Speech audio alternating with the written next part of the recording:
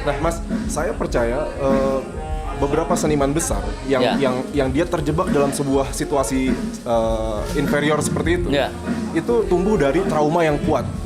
Nah, trauma yang seperti apa yang membentuk Mas Didi akhirnya terjebak dalam perasaan-perasaan patah hati, rindu yang tak terbayar gitu? Kayaknya ini di luar lirik lagu saya ya. Ini mungkin dari pengalaman keluarga saya. Ibu bapak saya berumah tangga pisah. Di saat saya bersama kakak dan adik saya masih kecil-kecil, Mas Mami Prakoso almarhum itu adalah kakak saya, Sri Mulat itu. Dan di situ kita hidup kadang ikut bapak, kadang ikut ibu dibawa ke sana sini. Dalam situasi ekonomi orang tua saya yang sulit, susah. Di Kota Solo dulu, Pak? Bapak di Solo, ibu di Ngawi. Ngawi, Jawa Timur. Ya, betul. Sedangkan bapak hidupnya masih ngekos, pindah dari kampung ini ke kampung ini. Ya, dari situ itu masa lalu keluarga kami. Dan akhirnya setelah itu kita terjun ke jalanan. Juga di situ banyak cerita-cerita yang untuk pribadi saya ya. Satu, kadang ada rindu dengan orang tua karena di saat itu saya ngamen di Jakarta ya, di Jogja. Itu tahun 85, 86, 87 itu saya masih di jalan 88. Masih belasan tahun masih, atau sudah 20-an tahun? Ya, sekitar 20 sekian ya. Nah, terus dari situ terlahirlah lagu-lagu yang saya dapat dari jalanan semuanya itu. Saya nulis di jalan karena saya memang pengamen jalanan. Ini juga menarik. Kalau zaman dulu menulis di jalanan itu seperti apa, Mas? Mas Didi selalu membawa kertas dan gitar sama pulpen sama kertasnya sedapatnya. Kita dapat bekas buntung rokok ya, bungkus rokok ya boleh. Kadang kita ngantongin buku yang berlembar-lembar. Dari lagu-lagu yang hit itu ada nggak yang Cidro, saya tulis di jalanan. Yang ditulisnya maksudnya di kertas rokok itu tadi misalkan? Kalau itu di kertas itu ya. Kadang kalau kita kan nemu ide aja, kadang baru satu bait ya kita dapat di kertas rokok kayak warungnya dibuka, ditoto sendok cangkir itu di depan Lesian ke Prabon Solo itu.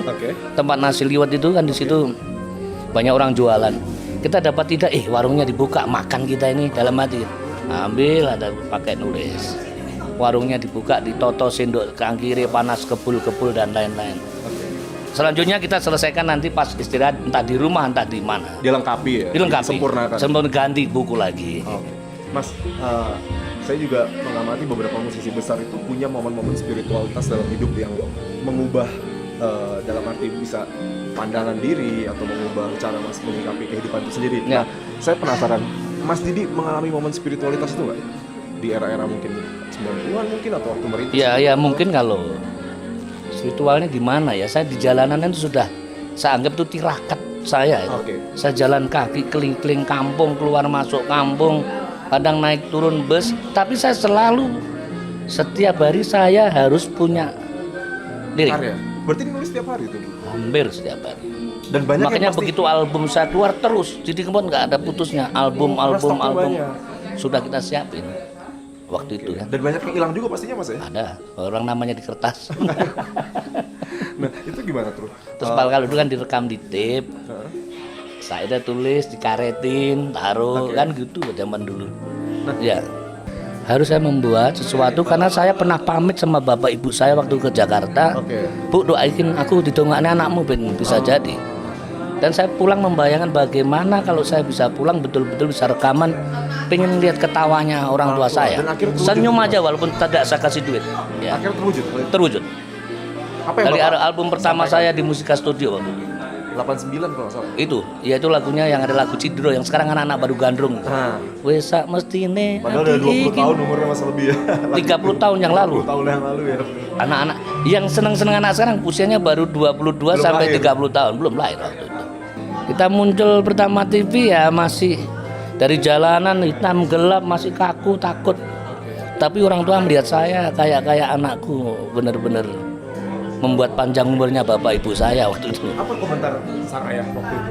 Komentar sang ayah dengan karya Mas Didi yang akhirnya Bapak bilang diselalami, dipeluk, terus berkarya, jangan pernah stop. Itu pesannya? Ya, kalau ibu saya nangis-nangis lama. Karena ibu nangis lama mungkin kalau zaman dulu gondrong, mabuk, ngamen di jalanan, tetangga ngomong ya nggak dipandang lah ya waktu itu, Mas ya. Itu ya. Tapi akhirnya kami pulang, ibu saya bercerita sama tetangga, anakku itu anak saya yang di TV tadi.